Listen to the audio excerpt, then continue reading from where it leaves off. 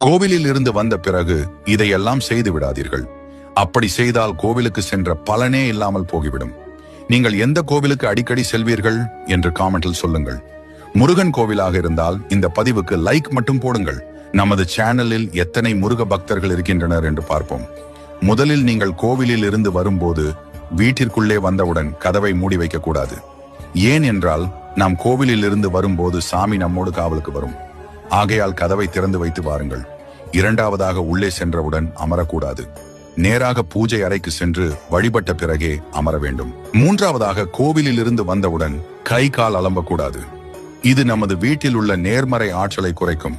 நான்காவதாக, வீட்டிற்குள்ளே வந்த பிறகு யாரிடமும் சண்டை போடக்கூடாது. ஐந்தாவதாக, கோவிலில் கொடுத்த விபூதி பிரசாதத்தை பிறருக்கு கொடுக்கலாம். ஆனால் எலுமிச்சை பழத்தை கொடுக்க கூடாது.